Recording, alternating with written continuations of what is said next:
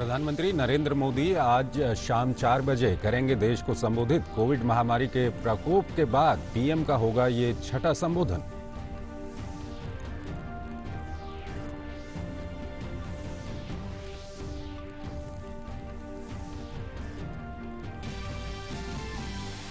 भारत चीन के बीच सीमा विवाद पर आज कोर कमांडर स्तर की तीसरी बैठक। लद्दाख के चुशुल में होगी बातचीत। दोनों पक्षों में पहले दौर की बैठक में हुए समझौते को लागू करने पर विचार विमर्श की उम्मीद।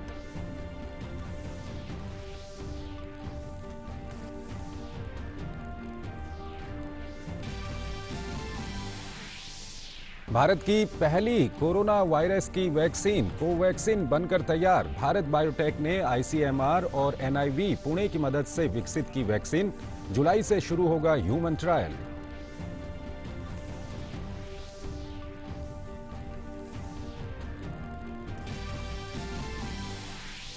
सरकार ने जारी किए अनलॉक 2 के नए दिशा निर्देश। कंटेनमेंट जोन में लॉकडाउन 31 जुलाई तक बढ़ा, लेकिन उसके बाहर के इलाकों में पहले से अधिक मिलेगी छूट।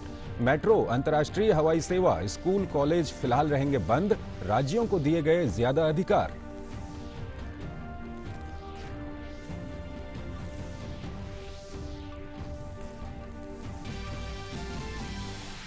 महाराष्ट्र और तमिलनाडु में 31 जुलाई तक लॉकडाउन बढ़ा। चेन्नई और मदुरई में 5 जुलाई तक सख्ती से होगा लॉकडाउन। दिल्ली के कंटेनमेंट जोन में घर घर जाकर होगा सर्वे।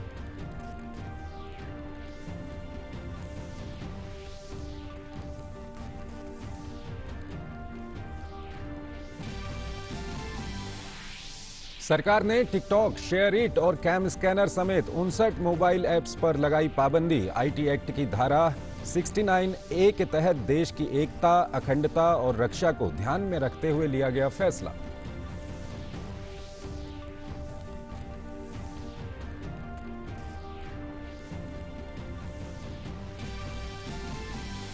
और भारत में कोरोना संक्रमित मरीजों की रिकवरी रेट 58.67%। सक्रिय मामलों की संख्या 2,15,000 से अधिक, जबकि दुनिया भर में संक्रमित मरीजों की संख्या 1 करोड़ 2 लाख के पार। 5,04,000 से अधिक की मौत। WHO ने जताई महामारी के और बढ़ने की संभावना। नमस्कार, डीडी न्यूज में आपका स्वागत है। मैं हूं चंद्रशेखर जोशी और आइए अब खबरें देखते हैं विस्तार से।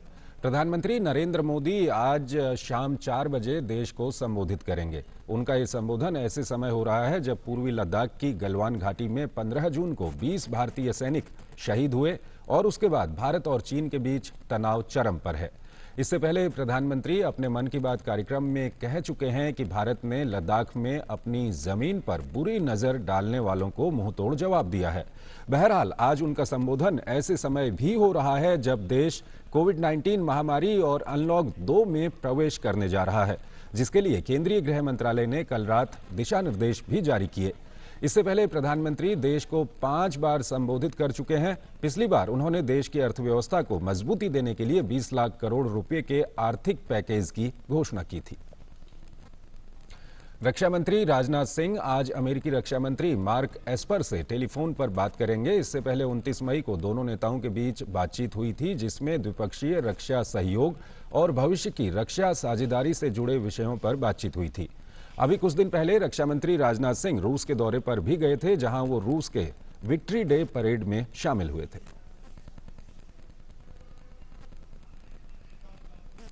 सुधीर यादव हमारे संवाददाता हमारे साथ जुड़ रहे हैं, उनसे बातचीत करते हैं। सुधीर, आज की ये बातचीत कितनी महत्वपूर्ण रहने वाली है?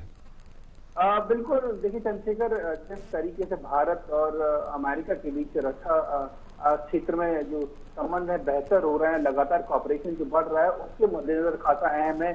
जिस तरीके से अगर हम खास तौर पर बात करें 2+2 डायलॉग की बात करें, दोनों देश के जो विदेश मंत्री और रक्षा मंत्री 2+2 डायलॉग के जरिए एक दूसरे से एंगेज रहते हैं।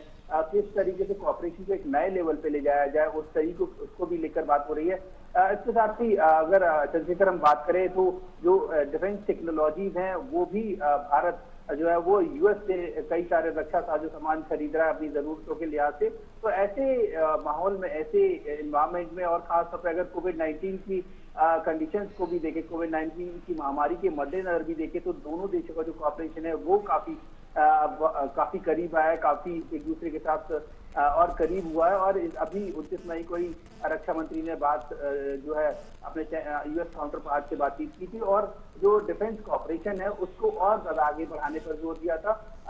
चंद्रशेखर, अभी हाल की अगर जो बात करें, जो एलएसी पर ईस्टर्न लद्दाख में जो टेंशन हैं उनके मद्देनजर अगर बात करें तो ये मामला भी जो आज की अगर हम बात करें, आज की जो शेड्यूल टॉक्स है उसमें जो डिफेंस कॉपरेशन है दोनों देशों के बीच, उसके अलावा जो लद्दाख में जो तनाव की स्थिति भारत और चीन के बीच बनी है, ये मुद्दा भी डिस्कस हो सकता है। चंद्रशेखर बिल्कुल सुधीर, आप हमारे साथ बने रहिएगा। हम अगली खबर दर्शकों को बताते हैं, उसके बाद फिर आपसे बातचीत करेंगे। एक बार लद्दाख में नियंत्रण रेखा पर जारी गतिरोध को लेकर भारत और चीन के बीच आज कोर कमांडर स्तर की तीसरी बैठक होने जा रही है। इससे पहले 6 जून और 22 जून को 2 बैठकें हो चुकी हैं। आज की बैठक लद्दाख के चुशुल इलाके में होगी। खास बात यह है कि ये बैठक भारत वाले हिस्से में होगी। इससे पहले की 2 बैठकें मोल्दो में हुई थीं। आज की बैठक में दोनों पक्ष सीमा विवाद के कारण पैदा हुए तनाव को कम करने पर चर्चा करेंगे और स्थिति को सामान्य बनाने के लिए जरूरी उपायों पर सहमति बनाने की कोशिश करेंगे। दोनों देशों के बीच पूर्वी लद्दाख की गलवान घाटी में मई महीने की शुरुआत से ही तनाव बना हुआ है। 15 जून को भारत और चीन के सैनिकों के बीच हिंसक झड़प भी हुई थी। इस घटना में एक कर्नल समेत 20 भारतीय सैनिकों की जान गई थी, जबकि कुछ घायल हुए थे। वहीं चीन ने भी नुकसान होने की बात मानी है। सुधीर, अगर इस बातचीत की हम बात करें तो ये काफ़ी महत्वपूर्ण बातचीत है, लेकिन हमने देखा कि पिछले दिनों बातचीत हुई थी और उसके बाद आज फिर बातचीत हो रही है और इससे आशा की जा रही है कि कुछ न कुछ इससे हल निकलेगा। सुधीर यादव हमारे साथ जुड़े हुए थे, लेकिन अभी उनसे हम जी चंद्रशेखर, अगर बात करें आज के जो लेफ्टिनेंट जनरल लेवल टॉक्स है, कोर कमांडर स्तर की जो बातचीत हो रही है, उसमें जिस तरीके से शुरुआत की जो बातों की पहली बातचीत जो हुई थी वो 6 जून को हुई थी और जो दोनों देश हैं वो इस मामले पे चाइनीज पीएलए और भारतीय सेना दोनों डिसएंगेजमेंट को लेकर सहमत हुए थे, क्योंकि उससे पहले जो लगातार सीमा पे पेट्रोलिंग को लेकर जो तनाव बना हुआ था उससे कुछ स्थिति पैदा हुई थी। लेकिन खासतौर पर उसके बाद से जो स्थिति पूरी तरह से जो चाइनीज पीएलए है, जो डिसएंगेजमेंट को लेकर चीजें जो सहमति बनी थी वो सामने नहीं आई, जो एक्चुअल ग्राउंड पे जो सिचुएशन थी वो नजर नहीं आई। उसके बाद से जो भारतीय जो सेना है, जब वो अपने पेट्रोलिंग के इरादे से वहां पहुंची और उस इसी दौरान चंद्रशेखर जो 15 जून की अगर हम बात करें, एक वायलेंट फेस ऑफ हुआ था जिसमें हमारे 20 जवान है उन्होंने अपना सुप्रीम सेक्रीफाइस दिया था। उसके बाद से स्थिति का बहुत ज्यादा तनावपूर्ण हो गई थी। 22 जून को भी कोर कमांडर स्तर की बातचीत हुई थी, जिसमें दोनों देश अब जो तनाव है उसको कम करने पर सहमत हुए हैं। 22 जून की अगर मीटिंग की बात करें चंद्रशेखर, तो बहुत लंबी मीटिंग चली थी, करीब 11 घंटे से ज्यादा की ये मीटिंग थी और उसमें कुछ मुद्दों को लेकर सहमति बनी थी। तो आज की अगर हम बात करें, जो आज की मीटिंग है वो उसी को कैरी फॉरवर्ड करते हुए आगे होगी कि आखिर चीजों को लेकर कैसे आगे बढ़ा जाए, आखिर किन मुद्दों पर सहमति बनी है, डिसएंगेजमेंट को लेकर प्रोसेस क्या हो, क्या टाइमलाइन हो और क्या दोनों चीजें बिल्कुल जो और एक खास तौर पर चंद्रशेखर एक मुद्दा जो भारतीय पक्ष का वो ये रहेगा कि जो चीजें डिस्कस हो रही हैं वो ऑन ग्राउंड भी रियलिटी में नजर आए। ये चीजें जो भारतीय पक्ष है वो मजबूती से जो चाइनीज पीएलए है उनके सामने रखेगा आज की बातचीत में। चंद्रशेखर बिल्कुल सुधीर, एक बार दर्शकों को हम फिर बता दें कि एक और बड़ी खबर आज की है, वो ये है कि रक्षा मंत्री राजनाथ सिंह आज अमेरिकी रक्षा मंत्री मार्क एस्पर से टेलीफोन पर बात करेंगे। इससे पहले 29 मई को दोनों नेताओं के बीच बातचीत हुई थी, जिसमें द्विपक्षीय रक्षा सहयोग और भविष्य की रक्षा साझेदारी से जुड़े विषयों पर बातचीत हुई थी। अभी कुछ दिन पहले रक्षा मंत्री राजनाथ सिंह रूस के दौरे पर भी गए थे, जहां वो रूस के विक्ट्री डे परेड में शामिल हुए थे। सुधीर हमारे साथ जुड़े हुए हैं। सुधीर, अगर इस बातचीत की हम बात करें तो ये कब ये बातचीत होने वाली है और रूस से कुछ ही दिन पहले रक्षा मंत्री वापस आए हैं और उसके बाद अमेरिका के साथ ये बातचीत कितनी महत्वपूर्ण ये हो जाती है, क्योंकि जिस तरह के हालात बने हुए हैं, कोविड-19 की हम बात करें या एलएसी पर जो स्थिति बनी हुई है उसको देखते हुए। बिल्कुल, देखिए चंद्रशेखर, भारत और अमेरिका की परिप्रेक्ष्य में अगर हमें देखें तो हमारा जो डिफेंस कॉपरेशन है वो काफी मजबूती से आगे बढ़ा है, लगातार आगे बढ़ता जा रहा है। और इसी परिप्रेक्ष्य में अगर हम बात करें, जो 2+2 डायलॉग हुए हैं 2018 से स्पेशल मैकेनिज्म शुरू हुआ है कि दोनों देशों के विदेश मंत्री और रक्षा मंत्री आपस में बात करेंगे कि आखिर जो डिफेंस कॉपरेशन और जो ओवरऑल कॉपरेशन है उसको कैसे लेकर आगे बढ़ा जाए। तो वो मैकेनिज्म बहुत अच्छी तरह से आगे बढ़ रहा है। इसके अलावा जो डिफेंस के प्लेटफॉर्म की बात करें, डिफेंस टेक्नोलॉजी की बात करें, रक्षा साजो सामान का जो उपकरण है वो भी भारत अमेरिका से खरीद रहा है। तो एक तरफ से वो भी कॉपरेशन बढ़ रहा है। और इसके खास अगर मेक इन इंडिया के तहत अगर हम बात करें तो किस तरीके से जो अमेरिकन टेक्नोलॉजीज है वो भारत आकर मेक इन इंडिया के तहत प्रोडक्शन बढ़ सकता है, हम अपनी रक्षा आत्मनिर्भरता को आगे बढ़ा सकते हैं, कैसे आत्मनिर्भरता बढ़ा सकते हैं, ये सारी चीजें डिस्कशन का पार्ट रहेंगी। ओवरऑल डिफेंस कॉपरेशन कैसे बढ़ सकता है, करंट सिनेरियो की अगर हम बात करें तो रीजनल लेवल पे किस तरह से स्थितियां हैं और वर्ल्ड अफेयर्स में क्या स्थितियां, उनको लेकर डिस्कशन हो सकता है। और करंट अगर एलएसी की बात करें, एलएसी में जो स्टैंड ऑफ बना हुआ है उसमें अगर किस तरीके से भारत जो अपनी स्थिति है वो अमेरिका के सामने पूरी तरह से रखेगा, इसी परिप्रेक्ष्य में अगर मैं बात करूं चंद्रशेखर, तो जो रक्षा मंत्री है वो पहले और भी कई जो अपने काउंटर पार्ट हैं उनसे बातचीत कर चुके हैं और जो भारत का पक्ष है वो मजबूती से रख चुके हैं। भारत पहले भी जो न केवल चाइना के सामने बल्कि पूरी दुनिया के सामने अपने अपना जो स्टैंड है वो पूरी तरह से क्लियर रखा हुआ है कि हम अपनी टेरिटोरियल इंटीग्रिटी को बिल्कुल मेंटेन रखेंगे। हालांकि हम मसले का शांतिपूर्ण समाधान चाहते हैं। तो मेरे अंदाज से जो रक्षा मंत्री की बातचीत होगी उसमें ये सारे मुद्दे जो है आज डिस्कस हो सकते हैं। शुक्रिया आपका सुधीर इन सब जानकारियों के लिए। और हम अपनी अगली खबर की ओर बढ़ते हैं। कोरोना वायरस से जंग के लिए भारत की पहली कोरोना वायरस वैक्सीन कोवैक्सीन बनकर तैयार हो गई है। इस वैक्सीन को भारत बायोटेक कंपनी ने बनाया है। भारत बायोटेक ने दावा किया है कि उसने कोविड-19 के लिए भारत की पहली वैक्सीन को विकसित कर लिया है। कंपनी के अनुसार भारतीय चिकित्सा अनुसंधान परिषद यानी कि आईसीएमआर और नेशनल इंस्टीट्यूट ऑफ वायरोलॉजी के साथ मिलकर उसने ये वैक्सीन तैयार की है और अब जुलाई से इस वैक्सीन का इंसानों पर ट्रायल शुरू किया जाएगा। खास बात यह है कि drug controller general of India, central drugs standard control organisation और स्वास्थ्य मंत्रालय ने फेज 1 और फेज 2 ह्यूमन क्लिनिकल ट्रायल शुरू करने की अनुमति दे दी है। इसके पहले कंपनी ने प्री क्लिनिकल स्टडीज से प्राप्त नतीजे सौंपे थे। कंपनी की तरफ से जारी एक बयान में कहा गया है कि SARS-CoV-2 स्ट्रेन को पुणे स्थित NIV में अलग किया गया और उसे भारत बायोटेक को हस्तांतरित किया गया। घरेलू इनएक्टिवेटेड वैक्सीन को हैदराबाद के जिनोम वैली में स्थित भारत बायोटेक के BSL-3 यानी बायो सेफ्टी लेवल 3 के हाई कंटेनमेंट फैसिलिटी में विकसित किया गया है और बनाया गया है।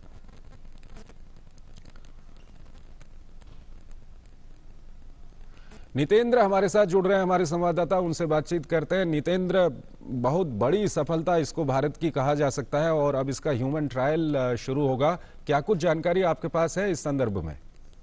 देखिए, भारत के लिहाज से देखा जाए तो एक बहुत बड़ी सफलता जो भारत के वैज्ञानिक है उनकी बड़ी सफलता है कि भारत ने वैक्सीन बनाने की दिशा में काफी तेजी से आगे कदम बढ़ाया है। और इस लिहाज से देखा जाए तो जो भारत बायोटेक कंपनी है उन्होंने एक वैक्सीन तैयार कर लिया है जिसको कोवैक्सीन नाम है और इसको DCGI drug controller general of India, government of India की तरफ से मंजूरी मिल चुकी है। जो ह्यूमन ट्रायल होता है ना, मानव परीक्षण के फर्स्ट और सेकंड स्टेज की उसको मिल गया है मंजूरी और वो जुलाई से शुरू होगा।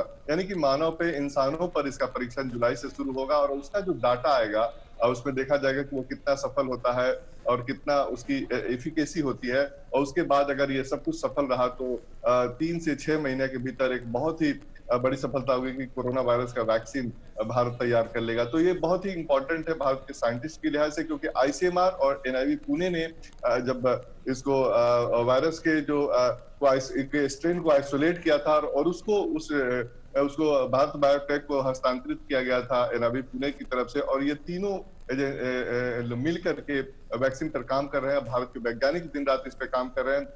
तो सबसे बड़ी बात इसमें है कि जो क्लिनिकल जो ट्रायल हुआ लेबोरेटरी में उसके रिजल्ट बहुत अच्छे आए हैं, इसलिए वैज्ञानिक बहुत उत्साहित हैं कि अगर जब ह्यूमन पे इसका ट्रायल होता है और वो अगर सफल रहता है तो बहुत ही व्यापक तौर पे इसका असर होगा पूरी दुनिया में, क्योंकि भारत के दुनिया के 200 से ज्यादा जो कंपनियां हैं वो वैक्सीन तैयार करने में लगी हुई हैं। 10 ऐसी कंपनी है जो सिर्फ ह्यूमन ट्रायल्स की तरफ आगे बढ़ रही हैं और भारत उसमें सबसे आगे चल रहा है। जी। शुक्रिया आपका नितेंद्र इन सब जानकारियों के लिए। तो एक बहुत बड़ी सफलता इसको भारत की कहा जा सकता है। अगली खबर की ओर चलते हैं। अनलॉक 1 का आज आखिरी दिन है और इससे पहले सोमवार को केंद्रीय गृह मंत्रालय ने कंटेनमेंट जोन से अलग बाकी इलाकों में पहले से ज्यादा छूट देने के लिए अनलॉक 2 के तहत नए दिशा निर्देश जारी किए हैं। इससे पहले 30 जून को अनलॉक 1 के तहत कोरोना संकट के कारण लगाए गए लॉकडाउन में ढील दी गई थी। आइए आपको बताएं कि 1 जुलाई से अनलॉक 2 के तहत क्या बदलने वाला है। तो ये आप देख सकते हैं, रात को सिर्फ इंडस्ट्रियल यूनिट्स, जरूरी सामान ले जाने वाले वाहनों, ट्रेनों, विमानों को मूवमेंट की अनुमति होगी। केंद्र और राज्य सरकारों के ट्रेनिंग संस्थान 15 जुलाई से खुलेंगे। स्कूल, कॉलेज, कोचिंग संस्थान 31 जुलाई तक बंद रखने का फैसला किया गया है। अंतर्राष्ट्रीय हवाई यात्रा वंदे भारत मिशन के तहत उड़ानों की संख्या बढ़ाई जाएगी। मेट्रो रेल बंद रहेगी और cinema hall, gym, swimming pool, मनोरंजन पार्क, थिएटर, बार, ऑडिटोरियम, असेंबली हॉल और ऐसी अन्य जगहें हैं जो बंद रहेंगी। 31 जुलाई तक कंटेनमेंट जोन में लॉकडाउन जारी रहेगा। जहां कंटेनमेंट जोन नहीं है वहां की गतिविधियों में छूट का फैसला राज्य सरकारें करेंगी। राज्य सरकारें केंद्र शासित प्रदेश हालात को देखते हुए कंटेनमेंट जोन के बाहर पाबंदियों पर फैसला लेने के लिए स्वतंत्र हैं। पहले से शुरू हो चुके जो घरेलू उड़ानें शुरू हुई हैं उनका विस्तार होगा और रात 10 बजे से सुबह 5 बजे तक ही कर्फ्यू रहेगा। अब रात को सिर्फ, जैसा कि हमने आपको बताया कि इंडस्ट्रियल यूनिट्स और ज़रूरी सामान जो वाहन ले जाते हैं उनको सिर्फ अनुमति दी जाएगी। केंद्र सरकार ने दिल्ली में बढ़ रहे कोरोना वायरस संक्रमण को देखते हुए कंटेनमेंट जोन में घर घर जाकर सर्वे कराने का निर्देश दिया है। गृह मंत्रालय की ओर से जारी निर्देश के मुताबिक प्राथमिकता के आधार पर कंटेनमेंट जोन में ये कार्य 6 जुलाई तक संपन्न किया जाएगा।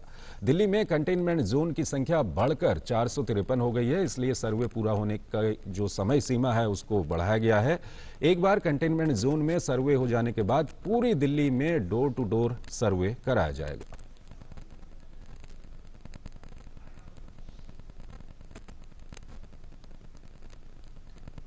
और उधर महाराष्ट्र सरकार ने भी राज्य में लॉकडाउन 31 जुलाई तक बढ़ाने का फैसला किया है। हालांकि लॉकडाउन में प्रतिबंध लगाने या प्रतिबंधों से मुक्त करने का अधिकार जिला अधिकारी और निगम कमिश्नर को दिया गया है। तो महाराष्ट्र में भी लॉकडाउन बढ़ाया गया है वहां के हालातों को देखते हुए, और संक्रमण से सर्वाधिक प्रभावित जो राज्य हैं उनमें से महाराष्ट्र एक है। यह हम आपको बता रहे हैं, राज्य में संक्रमण के तकरीबन 1,64,000 मामले हैं। और अब तमिलनाडु की बात करते हैं। तमिलनाडु में लॉकडाउन 31 जुलाई तक बढ़ाने के आदेश दे दिए गए हैं। चेन्नई, मदुरई, चेंगलपेट, तिरुवल्लुर और कांचीपुरम जिलों में 5 जुलाई तक लॉकडाउन बढ़ाया गया है। इन इलाकों में लॉकडाउन के निर्देशों का सख्ती से पालन करने को कहा गया है। लॉकडाउन लागू करने से इन इलाकों में संक्रमण को कम करने में मदद मिली है। और अगले महीने से सप्ताह के प्रत्येक रविवार को पूरे राज्य में लॉकडाउन लगाने का फैसला तमिलनाडु में किया गया है। 1 जुलाई से कंटेनमेंट जोन को छोड़कर सभी ग्रामीण इलाकों में धार्मिक स्थल खोलने की अनुमति तमिलनाडु में दे दी गई है। और कांचीपुरम, तिरुवल्लुर, चेंगलपेट और मदुरई जिले में 6 जुलाई से संपूर्ण लॉकडाउन लागू किया जाएगा। केंद्रीय गृह मंत्री के हवाले से जम्मू कश्मीर और लद्दाख में फिक्स्ड लाइन और ब्रॉडबैंड सेवा बंद करने संबंधी ट्वीट का केंद्रीय गृह मंत्रालय ने खंडन किया है। केंद्रीय गृह मंत्रालय ने इसका खंडन करते हुए इस ट्वीट को फर्जी बताया है। मंत्रालय के मुताबिक गृह मंत्री द्वारा इस तरह का कोई ट्वीट नहीं किया गया है। तो ये ट्वीट पूरी तरह से फर्जी है, ऐसा कोई ट्वीट नहीं किया गया है, ये साफ किया गया है मंत्रालय की ओर से। मध्य प्रदेश के मुख्यमंत्री शिवराज सिंह चौहान भोपाल के लिए रवाना हो गए हैं। गौरतलब है कि मध्य प्रदेश में शिवराज कैबिनेट के विस्तार की खबरें उठी थीं, लेकिन कैबिनेट विस्तार का मामला फिलहाल टलने के संकेत मिल रहे हैं। बताया जा रहा है कि कैबिनेट में शामिल होने वाले नामों पर अभी तक सहमति नहीं बन पाई है। शिवराज सिंह चौहान प्रदेश अध्यक्ष विष्णु दत्त शर्मा के साथ पिछले 2 दिनों से इस मुद्दे पर केंद्रीय नेतृत्व से चर्चा करने के लिए दिल्ली में थे। अजीत द्विवेदी हमारे साथ जुड़ रहे हैं भोपाल से, उनसे बातचीत करते हैं। अजीत, कल भी आपसे बातचीत हो रही थी और इस तरह का माहौल था कि शिवराज सिंह चौहान मंत्रिमंडल का विस्तार बस होने ही वाला है, लेकिन क्या कुछ हुआ है? कुछ टल गया है या अभी रोक दिया गया है?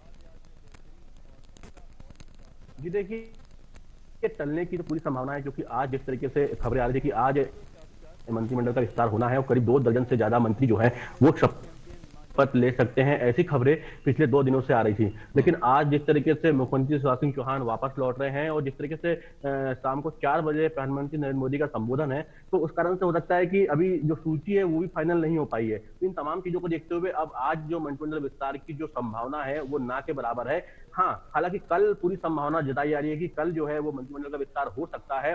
2 दिन से शिवराज सिंह चौहान और वीडी शर्मा जो प्रदेश अध्यक्ष हैं वहां पर दिल्ली में थे और उन्होंने प्रधानमंत्री नरेंद्र मोदी के साथ साथ गृह मंत्री अमित शाह और तमाम जो बड़े नेता हैं बीजेपी के, जेपी नड्डा जो कि अध्यक्ष है, उनसे उन्होंने मुलाकात की और जो कोशिश की कि जो सूची है उसको फाइनल किया जाए। देखिए, यहाँ पर जो आज बीजेपी की सरकार को बने 100 दिन पूरे हो गए हैं और इन 100 दिनों में पहले सिर्फ मुख्यमंत्री शिवराज सिंह चौहान ने शपथ ली थी, उसके बाद कोरोना का संकट आ गया, उसके बाद 5 मंत्रियों ने और शपथ ली थी। लेकिन बहुत सारे विभाग ऐसे हैं जो कि बिना मंत्रियों के ही चल रहे हैं। तो अब जरूरी हो गया था कि मंत्रिमंडल का विस्तार किया जाए और चूंकि जिस तरीके से कांग्रेस के कुछ जो विधायक इस्तीफा देके आए थे, उन्होंने सरकार बनाने में सहयोग किया था, उनकी भी मांग थी कि उनको मंत्रिमंडल में शामिल किया जाए। अब जबकि 100 दिन पूरे हो गए हैं तो सरकार पे भी एक दबाव था कि मंत्रिमंडल का विस्तार किया जाए और इसके लिए इस समय जबकि अनलॉक 1 अनलॉक 2 अब शुरू हो गया है, होने वाला है कल से, तो इसको देखते हुए कोशिश की जा रही थी कि मंत्रिमंडल का विस्तार किया जाए जिससे कि जो कार्य प्रणाली है सुचारू रूप से चल सके प्रदेश में।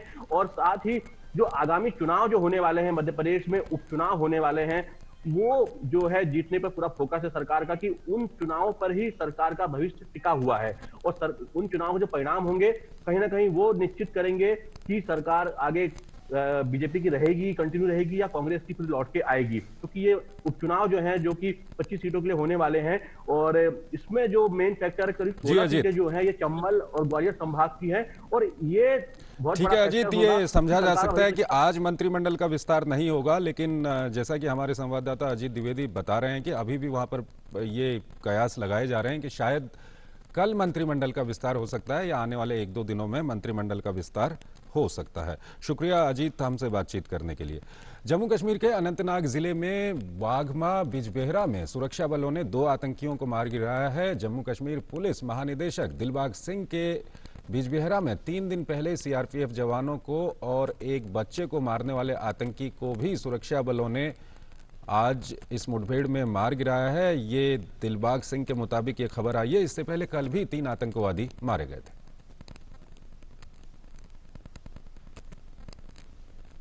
आंध्र प्रदेश के विशाखापत्तनम में परवदा फार्मासिटी में आज गैस रिसाव से 2 लोगों की मौत हो गई जबकि 4 अन्य घायल हैं। ये दुर्घटना कल देर रात की है। उस वक्त कुछ श्रमिक ड्यूटी पर थे। गैस रिसाव सेनोर लाइफ साइंसेज प्राइवेट लिमिटेड में हुआ जिससे शिफ्ट प्रभारी और एक केमिस्ट की मौत हो गई। 4 अन्य लोग गैस की चपेट में आने के बाद बीमार हो गए और उन्हें केजीएच अस्पताल में भर्ती कराया गया है। पुलिस आयुक्त ने कहा कि फिलहाल स्थिति शांतिपूर्ण और नियंत्रण में है। और अब बात करते हैं बिहार की। बिहार के कई इलाकों में लगातार बारिश के कारण बाढ़ के कारण स्थिति गंभीर हो गई है। यहां पूर्णिया, अररिया और कटिहार सबसे अधिक प्रभावित इलाके हैं। बाढ़ के कारण लखीसराय में तटबंध टूट गया है। लखीसराय में गंगा नदी उफान पर है। इस बीच मौसम विभाग की ओर से चेतावनी दी गई है कि अगले 48 घंटे में उत्तर बिहार और राज्य के अन्य हिस्सों में भारी से बहुत भारी बारिश हो सकती है। इससे पहले सौलीघाट, वैशाली, त्रिवेणी घाट, निर्मली, भीमनगर, खगड़िया और परबत्ता में भी भारी बारिश हुई है। गंडक, महानंदा और कोसी नदी में उफान आ गया है।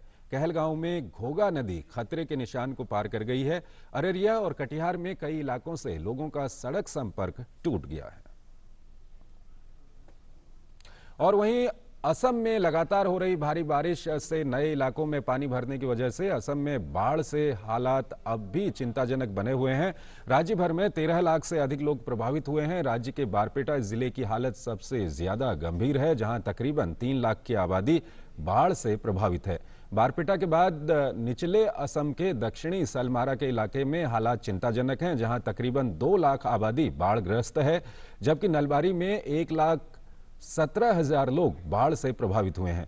बाढ़ के कारण सोमवार को 4 और लोगों की मौत के साथ ही राज्य में बाढ़ की वजह से मरने वालों की संख्या बढ़कर 24 हो गई है। फिलहाल राज्य के 25 जिलों की 72 राजस्व सर्किल के 2,404 गांव बाढ़ से प्रभावित हैं।